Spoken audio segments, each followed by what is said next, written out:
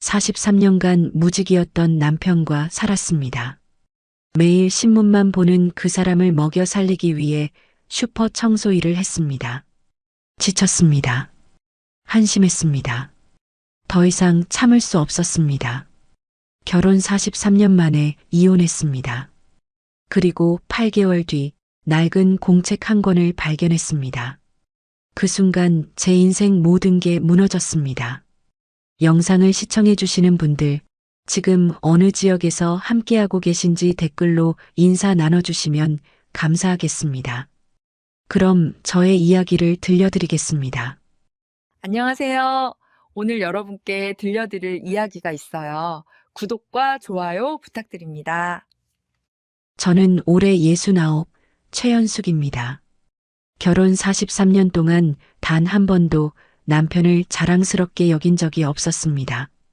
그 사람은 평생 무직이었습니다. 26에 결혼해서 지금까지 단 하루도 정식으로 출근한 적이 없는 사람이었습니다. 매일 아침 6시 반이면 저는 일어나 아침을 차렸습니다. 된장찌개를 끓이고 김을 구우며 밥을 퍼담았습니다. 그 사람은 7시 정각에 식탁 앞에 앉았습니다. 한 번도 늦거나 빠른 적이 없었습니다. 마치 출근하는 직장인처럼 정확했습니다. 그리고 신문을 펼쳤습니다. 경제면부터 읽기 시작했습니다.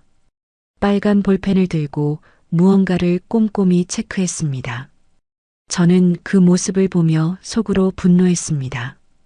일도 안 하면서 신문은 왜 그렇게 열심히 보는지 이해할 수 없었습니다. 또 신문이세요? 말을 걸면 고개만 끄덕였습니다. 대화가 이어지지 않았습니다. 저는 설거지를 하며 찬물에 손을 담갔습니다. 겨울이면 손등이 트고 갈라졌습니다.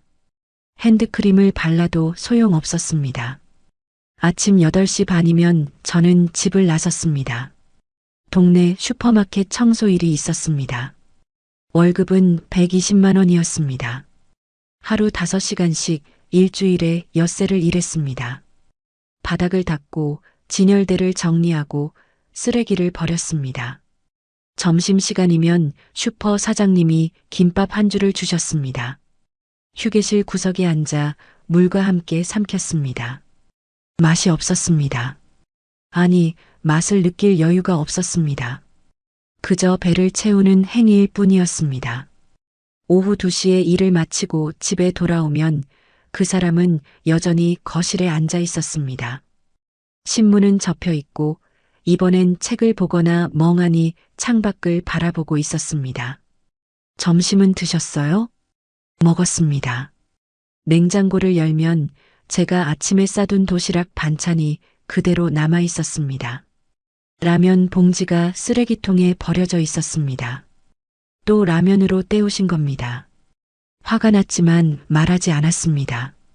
말해봐야 달라지는 게 없다는 걸 알았습니다. 저녁 준비를 시작했습니다. 시장에서 가장 싼 시금치를 샀습니다. 고등어는 머리 부분만 샀습니다. 몸통보다 1,000원이 쌌습니다. 두부는 유통기한 임박 제품을 골랐습니다. 반값에 살 수 있었습니다.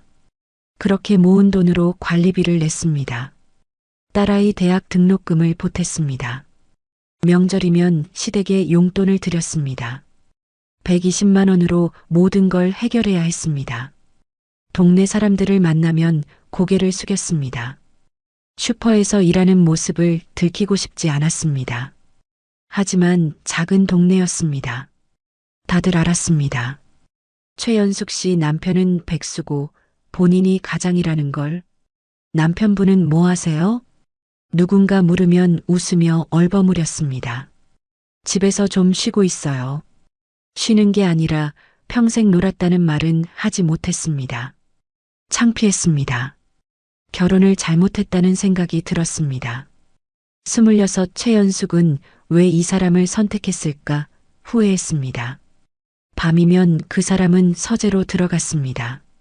작은 방 하나를 서재라고 불렀습니다. 책장과 책상만 덩그러니 있는 공간이었습니다. 무얼 하는지 몰랐습니다. 물어보지도 않았습니다. 관심이 없었습니다. 저는 거실에서 TV를 켰습니다. 드라마를 보며 시간을 보냈습니다. 주인공이 사랑받는 모습을 보며 울었습니다. 왜 우는지도 몰랐습니다. 그냥 눈물이 났습니다. 11시쯤 되면 그 사람이 서재에서 나왔습니다. 먼저 자겠다고 말했습니다. 저는 고개만 끄덕였습니다. 1시간쯤 뒤에 침실로 들어갔습니다. 등을 돌리고 누웠습니다. 43년을 이렇게 살았습니다. 딸아이가 대학을 졸업하고 취직했습니다. 결혼도 했습니다. 손주도 생겼습니다. 제 인생에서 유일하게 자랑스러운 일이었습니다. 딸만은 제대로 키웠다고 스스로를 칭찬했습니다. 그런데 어느 날 문득 깨달았습니다. 이제 더 이상 참을 이유가 없다는 것을. 딸도 출가했고 손주도 잘 크고 있었습니다. 저는 이제 69이었습니다. 남은 인생을 이렇게 살고 싶지 않았습니다. 어느 겨울 아침이었습니다. 그 사람이 여전히 신문을 보고 있었습니다. 경제면에 빨간 줄을 그었습니다. 저는 그 모습을 보며 생각했습니다. 대체 43년 동안 무슨 생각으로 사셨을까요? 결혼 43년 만에 결심했습니다. 2023년 2월, 아직 겨울 추위가 가시지 않은 어느 목요일 저녁이었습니다. 저녁 식사를 마치고 설거지를 하던 중이었습니다. 그 사람은 평소처럼 거실 소파에 앉아 뉴스를 보고 있었습니다. 저는 행주를 놓고 거실로 걸어갔습니다. 심장이 빠르게 뛰었습니다. 손바닥에 땀이 났습니다. 69평생 이렇게 떨려본 적이 없었습니다. 이혼하고 싶습니다. 목소리가 떨렸습니다. 그 사람은 천천히 고개를 돌렸습니다. 놀란 표정도 화난 표정도 아니었습니다. 그저 담담했습니다.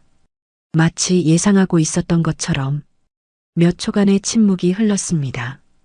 시계 초침 소리만 들렸습니다. 똑딱, 똑딱. 시간이 너무 느리게 갔습니다. 그 사람은 천천히 고개를 끄덕였습니다. 말 한마디 없이 물어보지도 않았습니다. 왜 그러냐고, 무엇이 잘못됐냐고. 그저 알겠다는 듯 고개만 끄덕였습니다. 그날 밤 우리는 각자의 방에서 잤습니다. 평소와 다를 게 없었습니다. 어차피 43년 동안 등을 돌리고 잤으니까요. 하지만 그날은 잠이 오지 않았습니다. 천장을 보며 밤을 지샜습니다. 다음 날 새벽 5시 방문이 열리는 소리에 눈을 떴습니다. 아니, 눈을 감고 있었던 것뿐입니다. 한숨도 자지 못했습니다. 복도로 나가는 발소리가 들렸습니다. 현관문이 조용히 열렸습니다. 신발 신는 소리, 그리고 문이 닫히는 소리. 그게 마지막이었습니다. 침대에 누운 채 1시간을 더 있었습니다. 일어날 힘이 없었습니다. 아니, 일어나고 싶지 않았습니다. 현관으로 나가면 그 사람이 정말 떠났다는 걸 확인해야 했으니까요. 6시 반이 되어서야 겨우 일어났습니다. 거실로 나갔습니다. 소파는 비어 있었습니다. 신문은 현관 앞에 그대로 놓여 있었습니다. 43년 만에 처음으로 신문을 펼치지 않은 아침이었습니다. 서재 문을 열었습니다. 책상 위는 깨끗하게 정리되어 있었습니다. 책장의 책들도 그대로였습니다. 옷장을 열어봤습니다. 옷가지 몇 벌이 사라져 있었습니다. 많이 가져가지 않았습니다. 겨울 점퍼 1벌, 셔츠 서너 장, 바지 2벌 정도. 안방 화장대 위에 봉투 하나가 놓여 있었습니다. 통장이 들어 있었습니다. 그 사람 명의의 통장이었습니다. 잔액은 87만 원.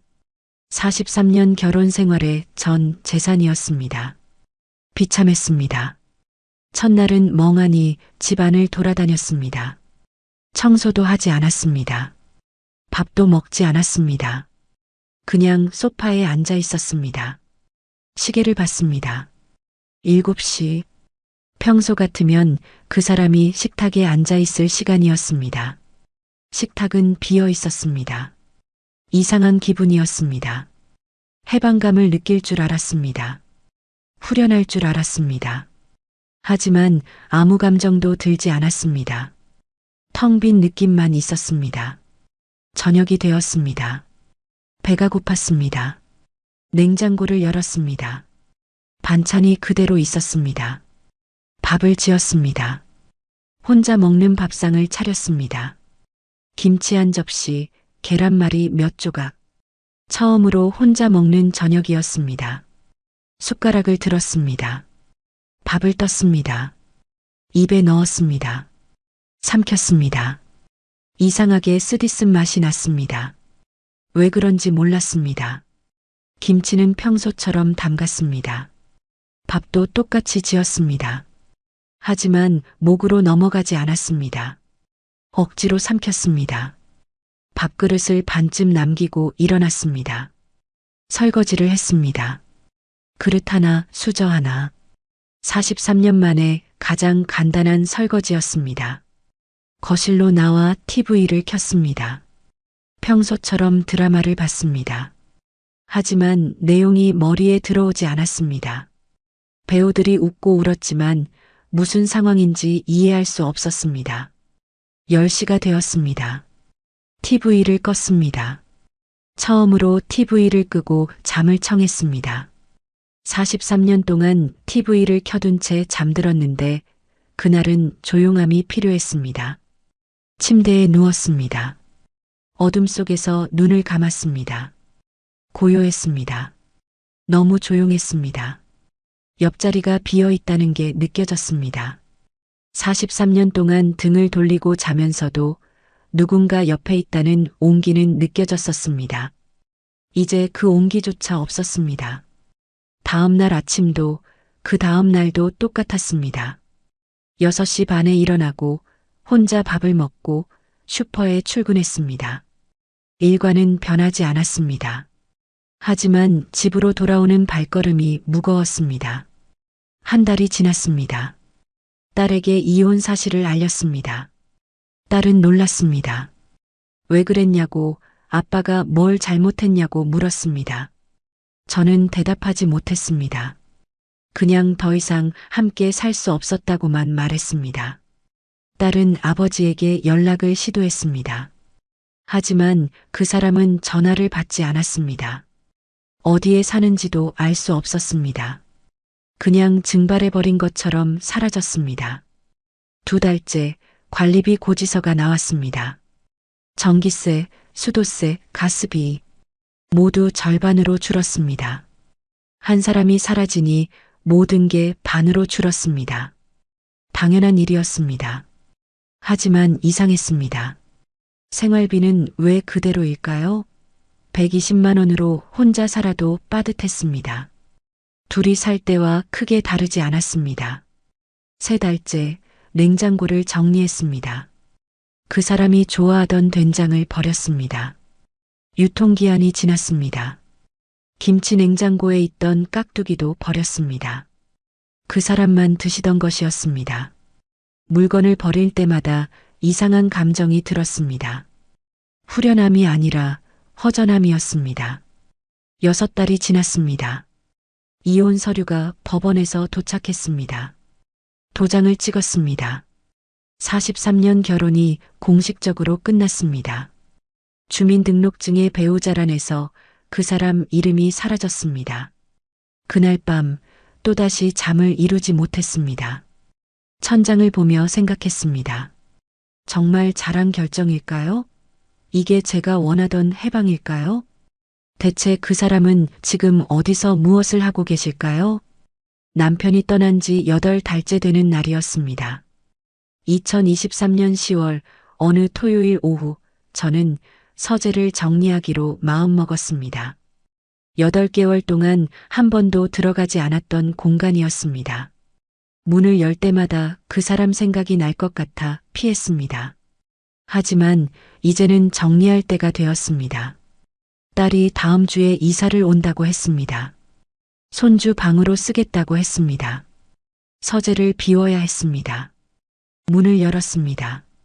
먼지 냄새가 났습니다. 창문을 열고 환기를 시켰습니다.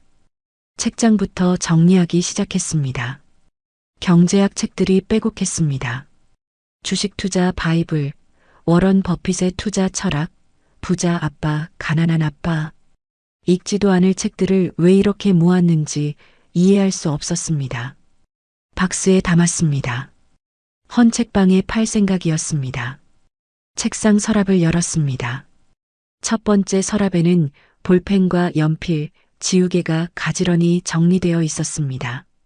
빨간 볼펜이 유독 많았습니다. 신문의 밑줄 그을 때 쓰던 것들이었습니다. 두 번째 서랍을 열었습니다. 오래된 수첩들이 쌓여 있었습니다. 펼쳐봤습니다. 날짜와 숫자들이 빼곡했습니다. 1998.3, 15- 코스피 1234, 2000.7, 20- 삼성전자 52만원. 무슨 의미인지 몰랐습니다. 버리기로 했습니다. 세 번째 서랍을 열었습니다. 가장 아래 서랍이었습니다. 낡은 대학 공책 한 권이 놓여 있었습니다. 표지가 누렇게 바랬습니다. 오래된 공책이었습니다. 무심코 펼쳤습니다. 첫 페이지에 1995년 1월 3일이라고 적혀 있었습니다. 28년 전이었습니다. 결혼한 지 20년쯤 되었을 때였습니다. 1995년 1월 3일 삼성전자 주식 120주 매수, 단가 18만 5천 원, 총 투자금 2,220만 원. 눈을 의심했습니다. 2,220만 원이라고요? 그때 우리 집에 그런 돈이 있었나요? 저는 하루 종일 일해서 50만 원을 벌던 시절이었습니다. 다음 페이지를 넘겼습니다. 1997년 12월 외환위기, 삼성전자 주가 8만 원까지 하락, 보유 유지, 절대 팔지 않을 것.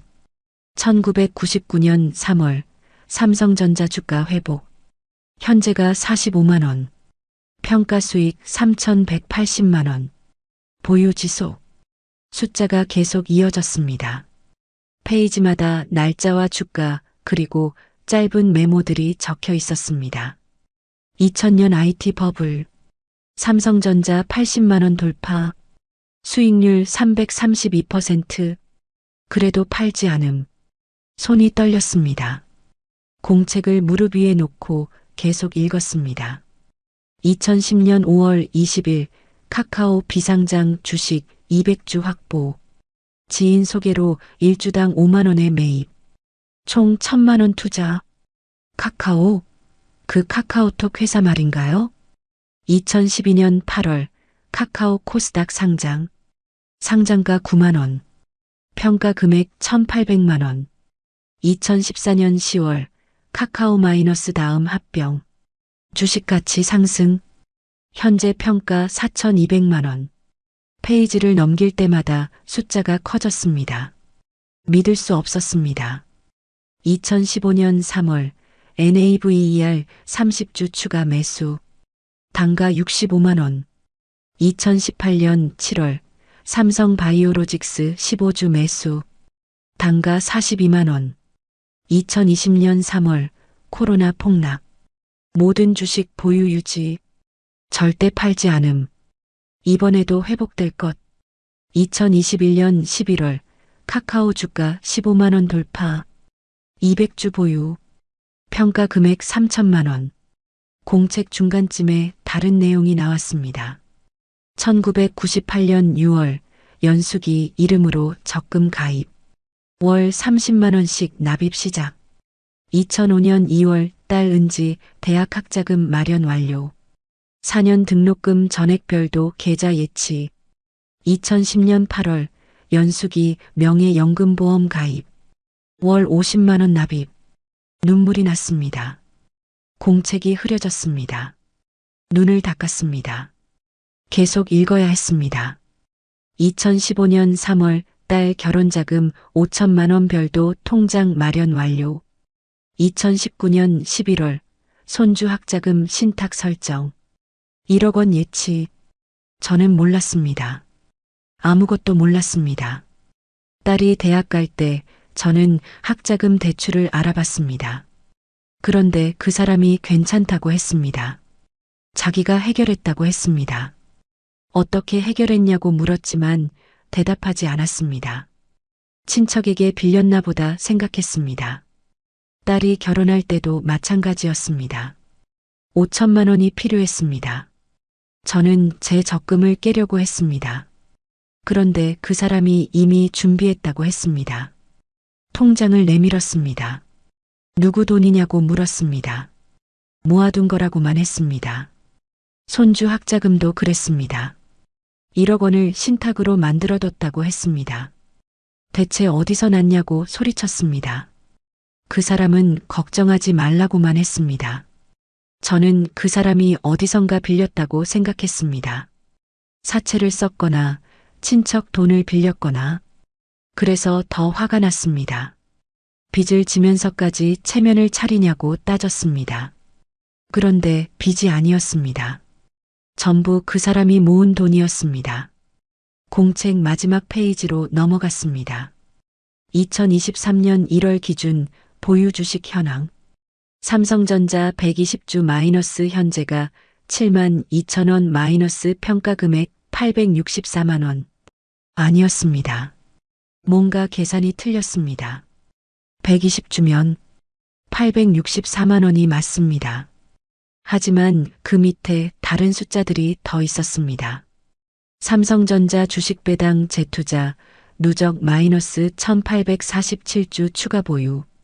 총 1967주 7만 2천 원 1억 4162만 원. 카카오 200주 마이너스 현재가 5만 8천 원 마이너스 1160만 원. NAVER 30주 마이너스 현재가 18만 원 마이너스 5,400만 원. 그 외에도 10여 개 종목이 더 나열되어 있었습니다. 총 평가액 마이너스 약 147억 원. 심장이 멎는 줄 알았습니다. 147억이라고요? 아니, 이건 1월 기준이었습니다. 지금은 10월입니다. 9개월이 지났습니다. 주가는 계속 변합니다. 공책을 덮었습니다. 다시 펼쳤습니다. 숫자가 그대로 있었습니다. 꿈이 아니었습니다. 거실로 나가 핸드폰을 집어들었습니다. 손이 떨려 화면을 제대로 터치할 수 없었습니다. 몇 번 만에 검색창을 열었습니다. 삼성전자 주가. 현재가 7만 5천 원. 카카오 주가. 현재가 6만 2천 원. 올랐습니다. 1월보다 더 올랐습니다. 주저앉았습니다. 바닥에 그대로 털썩 앉았습니다. 43년 동안 무직이라고 생각했던 그 사람은 매일 아침 신문으로 주식 시세를 확인하고 있었습니다. 경제면에 빨간 줄을 긋던 그 행위가 투자 공부였습니다. 서재에 틀어박혀 있던 시간들이 기업 분석과 투자 전략을 세우던 시간이었습니다. 그 사람은 일을 하고 있었습니다. 제가 몰랐을 뿐입니다. 대체 이 147억은 지금 어디에 있는 걸까요? 월요일 아침 9시 저는 증권사 고객센터에 전화를 걸었습니다. 주말 내내 공책만 들여다봤습니다. 잠을 자지 못했습니다. 147억이라는 숫자가 머릿속에서 떠나지 않았습니다. 이게 정말 실제하는 돈인지 확인해야 했습니다. NH투자증권입니다. 무엇을 도와드릴까요? 상담원의 목소리가 밝았습니다. 저는 떨리는 목소리로 말했습니다. 남편 명의 계좌를 확인하고 싶은데요. 고객님 성함과 관계를 말씀해 주시겠어요? 최연숙입니다. 배우자.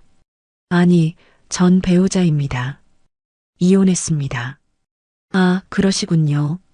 본인 확인이 필요한데 혹시 남편분 계좌번호나 주민등록번호를 알고 계신가요? 공책에 적혀 있었습니다. 계좌번호를 불러줬습니다. 잠시만 기다려주세요. 보리음이 흘렀습니다. 1분이 지났습니다. 2분이 지났습니다. 왜 이렇게 오래 걸리는지 초조했습니다. 고객님, 죄송하지만 이 계좌는 일반 상담으로 처리가 어려울 것 같습니다. 자산관리팀으로 연결해 드리겠습니다. 자산관리팀? 무슨 말인지 이해할 수 없었습니다. 다시 보리음이 흘렀습니다. 3분쯤 지났을까요? 고객님, 자산관리팀 박진수 팀장입니다. 혹시 지점으로 직접 방문하실 수 있으신가요? 전화상으로는 상세한 안내가 어렵습니다. 지금 당장 가면 안 될까요? 물론입니다. 강남 지점으로 오시면 제가 직접 상담해 드리겠습니다. 전화를 끊었습니다. 옷을 갈아입었습니다. 8개월 만에 처음으로 외출복을 제대로 챙겨 입었습니다. 머리를 빗고 립스틱을 발랐습니다. 거울을 봤습니다. 낯선 제 얼굴이 보였습니다. 지하철을 탔습니다. 강남역까지 40분이 걸렸습니다. 그 시간 동안 계속 생각했습니다. 147억이 정말 있을까요? 공책의 숫자가 틀린 건 아닐까요? 증권사 건물 앞에 섰습니다. 높은 빌딩이었습니다. 유리문을 밀고 들어갔습니다. 로비가 넓었습니다. 안내 데스크에 갔습니다. 박진수 팀장님을 만나러 왔습니다. 성함이 어떻게 되세요? 최연숙입니다. 안내 직원이 전화를 걸었습니다. 잠시 후 정장을 입은 남자가 엘리베이터에서 내려왔습니다. 40대 초반으로 보였습니다. 최연숙 고객님이시죠? 박진수입니다. 이쪽으로 오시죠. VIP 상담실로 안내받았습니다. 따로 떨어진 공간이었습니다. 가죽 소파와 커피 테이블, 큰 모니터가 있었습니다. 커피 드릴까요? 아니요, 괜찮습니다. 앉았습니다. 박 팀장이 컴퓨터를 켰습니다. 무언가를 입력했습니다. 모니터를 제 쪽으로 돌렸습니다. 화면에 숫자들이 가득했습니다. 남편분 계좌 맞으신가요? 김정훈 고객님. 그 사람 이름이었습니다. 고개를 끄덕였습니다. 고객님, 남편분은 저희 증권사에서 30년 넘게 거래하신 장기 투자 고객이십니다. 30년이라고요? 1993년부터 계좌를 개설하셨고 그때부터 지금까지 꾸준히 투자하셨습니다. 한 번도 단기 매매를 하신 적이 없으세요. 사시고 나서 절대 안 파십니다. 박 팀장이 화면을 스크롤했습니다. 삼성전자, 카카오, 네이버, 삼성바이오로직스, 셀트리온 모두 10년 이상 장기 보유하신 종목들입니다. 배당금도 전부 재투자하셨고요. 현재 평가액이 얼마인가요? 제일 중요한 질문을 했습니다. 목소리가 떨렸습니다. 박 팀장이 화면 아래쪽을 가리켰습니다. 현재 기준 평가액은 숨을 멈췄습니다. 203억 4,720만 원입니다. 머릿속이 하얘졌습니다. 147억이 아니라 200억이었습니다. 9개월 사이에 50억이 더 늘었습니다.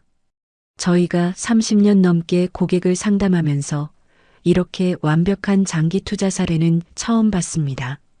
한 번도 흔들리지 않으셨어요. 1997년 외환위기 때도, 2008년 금융위기 때도, 2020년 코로나 때도 단 한 주도 팔지 않으셨습니다. 박 팀장의 말이 들리는 것 같기도 하고 아닌 것 같기도 했습니다. 그리고 이게 전부가 아닙니다. 예. 남편분께서 다른 명의로 개설하신 계좌가 더 있습니다. 모니터 화면이 바뀌었습니다. 최연숙 고객님 명의 계좌입니다. 제 이름이 화면에 떴습니다. 2010년에 개설하셨고 꾸준히 입금하셨습니다. 현재 연금저축계좌와 IRP 계좌, 그리고 일반 투자 계좌가 있으십니다. 제가요? 네. 명의는 고객님이시지만 실제 운용은 남편분께서 하셨습니다. 대리인 등록이 되어 있었거든요. 화면을 봤습니다.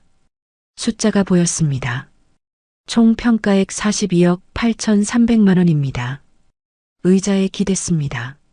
정신이 아득해졌습니다. 그리고 따님 명의 계좌도 있습니다. 딸도요? 네. 김은지 고객님, 2005년부터 꾸준히 적립식으로 투자하셨습니다.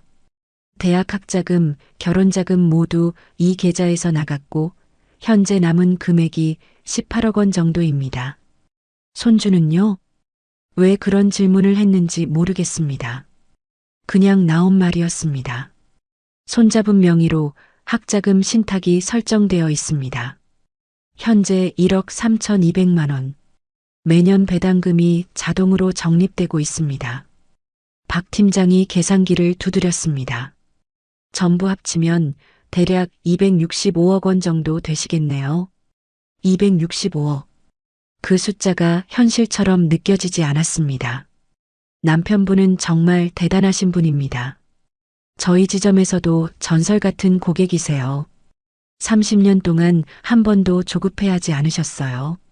주가가 폭락해도 주변에서 뭐라고 해도 그냥 믿고 기다리셨습니다. 신문을 보던 그 사람의 모습이 떠올랐습니다. 매일 아침 7시 식탁에 앉아 경제면을 펼치던 모습, 빨간 볼펜으로 밑줄을 긋던 모습, 저는 그게 무의미한 행동이라고 생각했습니다. 일도 안 하면서 신문이나 본다고 비웃었습니다. 하지만 그건 그 사람의 일이었습니다. 30년 동안 단 하루도 쉬지 않고 출근하던 투자자의 일상이었습니다. 혹시 남편분과 연락이 되시나요? 몇 가지 서류 확인이 필요해서요. 고개를 저었습니다. 연락이 안 됩니다. 이혼하고 나서 어디 사시는지도 모릅니다. 아, 박 팀장이 난처한 표정을 지었습니다. 사실 남편분께서 몇 가지 자동이체를 설정해 두셨거든요. 매달 고객님 계좌로 500만 원씩 이체되고 있고 따님 계좌로도 200만 원씩 들어가고 있습니다. 그리고 말을 멈췄습니다. 그리고요? 매달 1,000만 원씩 H고아원으로 기부가 나가고 있습니다. 2015년부터 지금까지 계속 이어지고 있습니다. 8년이면 얼마일까요? 계산했습니다. 1,000만 원 12개월 8년. 9억 6천만 원. 그 사람은 8년 동안 아무 말 없이 10억 가까운 돈을 고아원에 기부하고 있었습니다. 저는 43년 동안 그 사람을 백수라고 불렀습니다. 대체 그 사람은 누구였을까요? 증권사를 나온 뒤 사흘 동안 멍하니 지냈습니다. 265억이라는 숫자가 현실처럼 느껴지지 않았습니다. 밥을 먹어도 맛이 없었고 잠을 자려고 해도 눈이 떠졌습니다. 계속 생각했습니다. 대체 어떻게 그런 일이 가능했을까요? 목요일 오후 집 초인종이 울렸습니다. 등기우편입니다. 문을 열었습니다. 우체부가 두툼한 봉투를 건넸습니다. NH투자증권이라고 적혀 있었습니다. 서명하고 받았습니다. 거실 바닥에 앉아 봉투를 뜯었습니다. 서류 뭉치가 나왔습니다. 표지에 계좌 상세 내역 및 거래 이력이라고 인쇄되어 있었습니다. 첫 장을 넘겼습니다.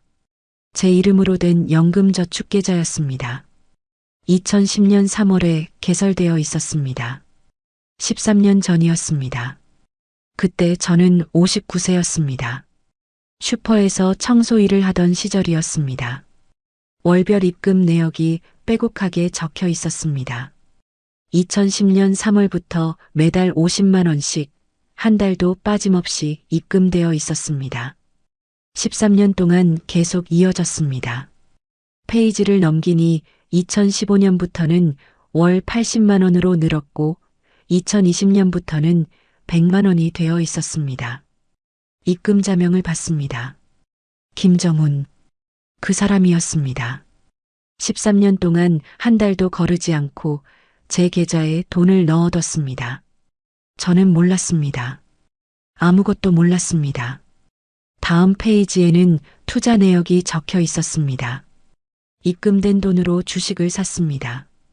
삼성전자, 현대차, KB금융. 안정적인 배당주들이었습니다.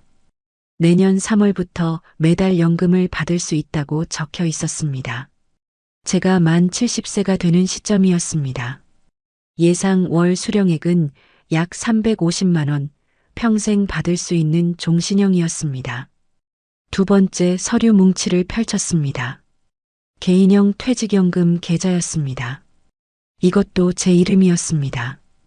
2012년에 개설되었고 11년 동안 매월 50만 원씩 자동이체되어 있었습니다. 입금자는 역시 김정훈이었습니다. 현재 평가액은 1억 8,240만 원이었습니다. 세 번째 서류는 일반 증권 계좌였습니다. 2015년 7월에 개설된 제 명의 계좌였습니다. 보유 종목을 봤습니다. 카카오뱅크, 삼성 SDI, LG에너지솔루션. 최근 몇 년 사이 큰 폭으로 오른 주식들이었습니다. 현재 평가액은 12억 3,100만 원이었습니다. 모든 계좌를 합치면 박 팀장이 말한 42억이 나왔습니다. 전부 제 명이었지만 저는 단 한 번도 이 계좌들의 존재를 몰랐습니다. 네 번째 서류 뭉치가 제일 두꺼웠습니다. 딸 이름으로 된 적립식 투자 계좌였습니다. 2005년 1월 개설. 딸이 21살 때였습니다. 대학교 2학년이었습니다. 그때부터 2023년까지 18년 동안 매달 100만 원씩 입금되어 있었습니다. 중간에 큰 금액이 빠져나간 기록들이 보였습니다. 2009년 2월 말에 1,850만 원이 나갔습니다. 딸의 대학 등록금이었습니다. 그 다음에 8월 말에도 1,920만 원이 빠져나갔습니다. 역시 등록금이었습니다. 2015년 10월 중순 5천만 원이 한꺼번에 출금되어 있었습니다. 딸 결혼자금이었습니다. 그리고도 남은 잔액이 18억이었습니다. 페이지를 넘기다가 메모를 발견했습니다. 손글씨로 적혀 있었습니다. 그 사람 글씨였습니다. 은지 결혼자금 준비 완료. 사위에게 절대 말하지 말 것. 은지 자존심 상할 수 있음. 눈물이 났습니다. 딸이 결혼할 때 저는 제 적금을 깨서 보태려고 했습니다. 그런데 그 사람이 이미 5천만 원을 준비해뒀다고 했습니다. 어디서 났냐고 소리쳤던 기억이 났습니다. 그 사람은 아무 말도 안 했습니다. 딸한테도 말하지 않았습니다. 딸이 미안해할까봐, 빚진 것 같아 할까봐. 다섯 번째 서류는 신탁 계좌였습니다. 손주 이름으로 된 교육신탁이었습니다. 2019년 11월 손주가 태어난 직후에 만들어졌습니다. 초기 설정 금액 1억 원이었고 만 19세 이후에만 인출할 수 있게 설정되어 있었습니다. 배당금이 쌓이고 이자가 붙어 4년 만에 1억 3,240만 원이 되어 있었습니다. 메모가 또 있었습니다. 준서 대학 갈 때까지 절대 건드리지 말 것. 등록금과 생활비로 충분할 것. 마지막 장에 다른 내역이 있었습니다. 자동이체 설정 내역이었습니다. 매달 제 이름으로 생활비 500만 원이 이체되고 있었습니다. 2023년 2월부터 시작되었습니다. 그 사람이 떠난 바로 그달부터였습니다. 이혼하고 떠나면서도 제 생활비를 챙겨뒀습니다. 딸 명의로도 매달 200만 원이 가고 있었습니다.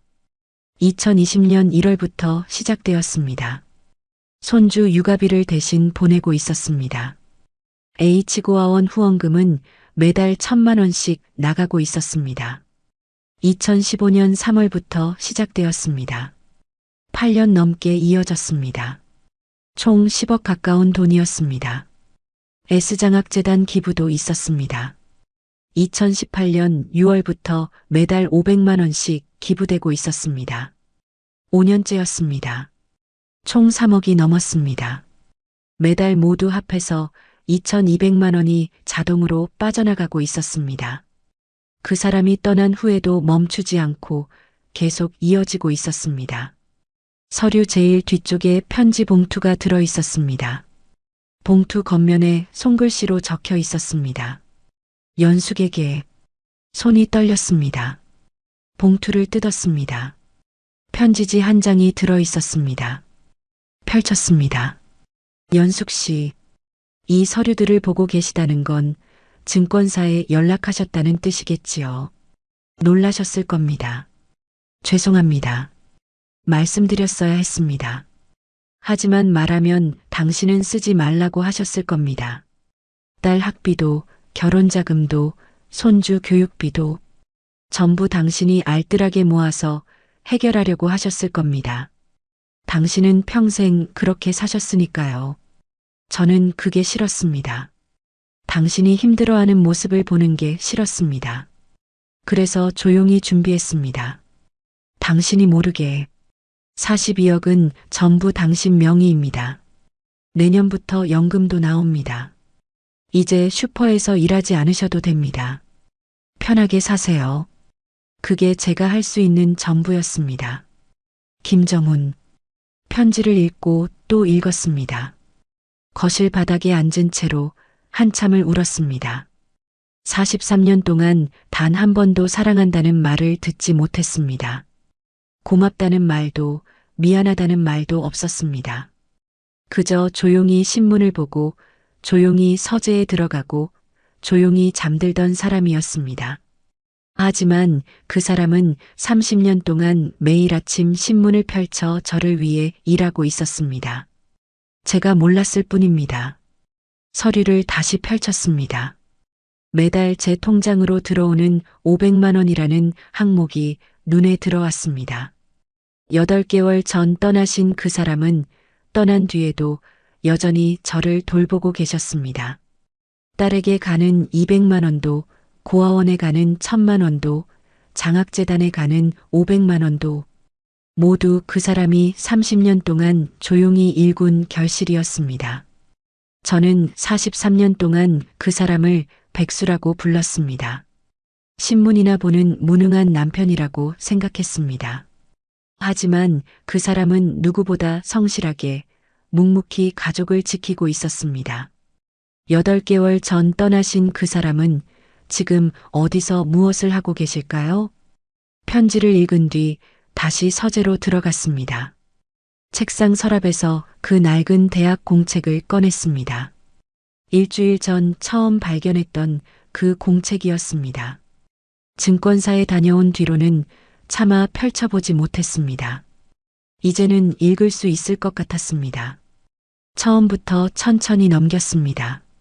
1995년 삼성전자 매수 기록, 1997년 외환위기 때의 메모, 2000년 IT 버블 시기의 고민들. 페이지마다 그 사람의 30년이 고스란히 담겨 있었습니다. 중간쯤에서 다른 내용을 발견했습니다. 1998년 7월 12일. 연숙이 오늘 허리를 다쳤다. 슈퍼에서 무거운 박스를 나르다가 병원비가 걱정된다고 했다. 삼성전자 10주를 팔까 고민했다. 하지만 참았다. 지금 팔면 안 된다. 조금만 더 버티면 회복될 것이다. 대신 생활비 통장에 50만 원을 더 넣어뒀다. 25년 전 일이었습니다. 기억났습니다. 허리를 삐끗해서 일주일을 쉬었던 적이 있었습니다. 병원비가 아까워 파스만 붙이고 버텼습니다. 그런데 어느 날 통장에 돈이 들어와 있었습니다. 친정 어머니가 보내신 줄 알았습니다. 그게 그 사람이었습니다. 페이지를 더 넘겼습니다. 2005년 9월 3일. 은지가 대학에 합격했다. 연숙이 너무 기뻐하셨다. 눈물까지 흘리셨다. 하지만 등록금 걱정을 하시는 게 보였다. 이미 4년치를 준비해뒀다는 걸 말씀드려야 하나 고민했다. 하지만 참았다. 연숙이는 자기 힘으로 딸을 키웠다고 생각하셔야 한다.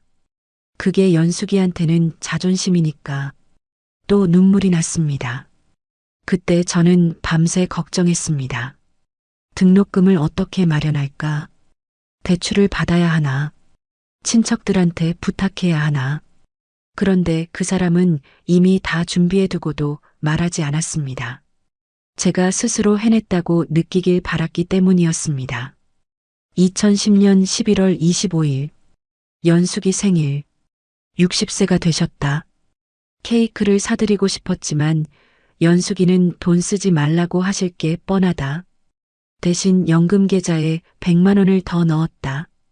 10년 후면 이 돈으로 편히 사실 수 있을 것이다. 2015년 5월 14일 딸 결혼식. 연숙이가 너무 아름다우셨다. 행복해 보이셨다. 사위가 은지를 잘 대해줄 것 같아 안심이 된다. 결혼자금 5천만 원을 전달했다. 연숙이가 어디서 났냐고 소리치셨다. 빌린 거냐고. 아니라고 했지만 믿지 않으셨다. 괜찮다. 언젠가는 알게 될 것이다. 2020년 3월 코로나. 주식시장이 폭락했다. 평가 손실이 80억이 넘는다. 하지만 팔지 않는다. 절대 팔지 않는다. 이건 연숙이와 은지, 그리고 준서를 위한 돈이다. 반드시 회복될 것이다. 2022년 12월 31일. 연숙이 표정이 예전 같지 않다. 나를 볼 때마다 한숨을 쉬신다.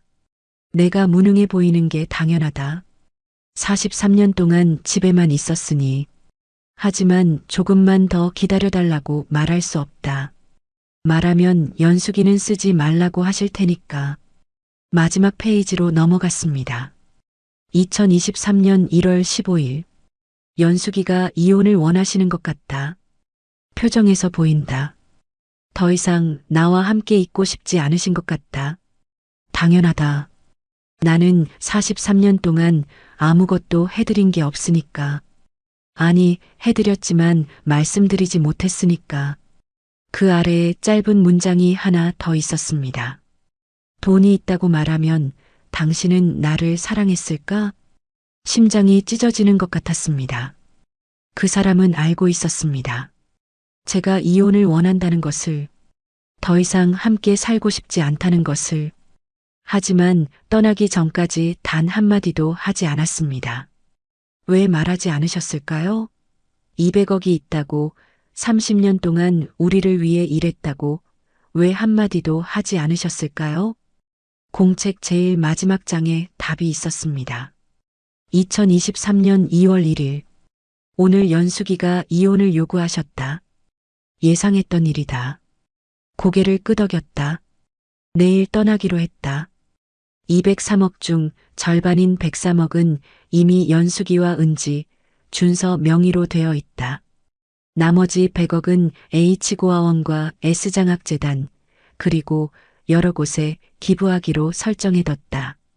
연숙에게는 매달 500만 원이 자동으로 들어갈 것이다. 은지에게도 200만 원씩 갈 것이다. 평생 걱정 없이 사실 수 있을 것이다. 나는 떠나도 괜찮다. 연숙이를 사랑했다. 43년 내내 사랑했다. 말로 하지 못했을 뿐이다. 돈이 있다고 말했다면 연숙이는 나를 사랑했을까? 아니다. 그건 진짜 사랑이 아니다. 나는 연숙이가 나를 사랑하지 않아도 괜찮다. 내가 연숙이를 사랑하는 것으로 충분하다. 그게 내가 할 수 있는 전부였다. 김정훈. 공책을 덮었습니다. 한참을 그대로 앉아 있었습니다. 눈물이 멈추지 않았습니다. 그 사람은 평생 사랑한다고 말하지 않았습니다. 하지만 매일 아침 신문을 펼쳐 저를 사랑했습니다. 30년 동안 단 하루도 쉬지 않고 저를 사랑했습니다. 말이 아니라 시간으로 증명했습니다. 다음 날 저는 H고아원을 찾아갔습니다. 증권사 서류에 있던 주소였습니다. 서울 외곽의 작은 고아원이었습니다. 2층 건물이 아담하게 서 있었습니다. 문을 열고 들어갔습니다. 원장실 문을 두드렸습니다. 들어오세요. 60대 중반쯤 되어 보이는 여자분이 맞아주셨습니다. 무슨 일로 오셨어요? 김정훈이라는 분을 찾고 있습니다. 원장님 얼굴이 환해졌습니다. 아, 정훈 선생님. 그분 아내분이세요? 전 아내입니다. 이혼했습니다. 그러셨군요. 정훈 선생님은 지금 여기 계세요. 8개월 전부터 이곳에서 자원봉사를 하고 계십니다. 심장이 뛰었습니다. 지금 어디 계신가요? 운동장에서 아이들이랑 축구하고 계실 거예요. 창문 밖을 봤습니다. 운동장에서 아이들이 뛰어놀고 있었습니다. 그 가운데 익숙한 뒷모습이 보였습니다. 그 사람이었습니다. 흰머리가 늘었습니다. 등도 조금 굽었습니다. 하지만 아이들과 함께 공을 차며 웃고 있었습니다. 43년 동안 한 번도 보지 못한 환한 웃음이었습니다. 원장님이 말씀하셨습니다. 8년 전부터 매달 후원금을 보내주셨어요. 이 고아원이 유지될 수 있었던 건 정훈 선생님 덕분입니다. 그런데 8개월 전에 직접 오셨어요. 여기서 살고 싶다고, 아이들을 돌보고 싶다고. 지금은 아이들이 정훈 선생님을 제일 좋아해요. 할아버지라고 부르면서요. 저는 한참을 그 모습을 바라봤습니다. 43년 동안 함께 살면서도 몰랐던 사람이었습니다. 이혼하고 떠나보내고 나서야 알게 된 사람이었습니다. 사랑은 말이 아니었습니다. 사랑은 매일 아침 신문을 펼치며 주식 시세를 확인하는 시간이었습니다. 30년 동안 단 한 번도 흔들리지 않고 주식을 지키는 인내였습니다. 아내가 백수라고 비웃어도 아무 말하지 않는 침묵이었습니다. 평생을 걸어 증명하는 침묵의 시간이었습니다. 저는 돌아섰습니다. 고아원 문을 나섰습니다. 아직은 그 사람을 만날 용기가 없었습니다. 43년 동안 오해했던 시간이 8개월 만에 용서받을 수 있을까요? 하지만 알았습니다. 그 사람은 여전히 저를 사랑하고 있다는 것을, 떠나서도 말하지 않아도 조용히 사랑하고 있다는 것을. 당신 곁에는 어떤 사람이 있나요? 말없이 당신을 사랑하는 사람을 혹시 백수라고, 무능하다고, 아무것도 안 한다고 오해하고 있지는 않나요? 사랑은 때로 말이 아니라 침묵으로 옵니다. 화려한 언어가 아니라 묵묵한 행동으로 증명됩니다. 그 침묵을 알아채지 못하면 평생의 사랑을 놓칠 수도 있습니다. 저처럼요. 지금 곁에 있는 사람을 다시 한번 바라보세요.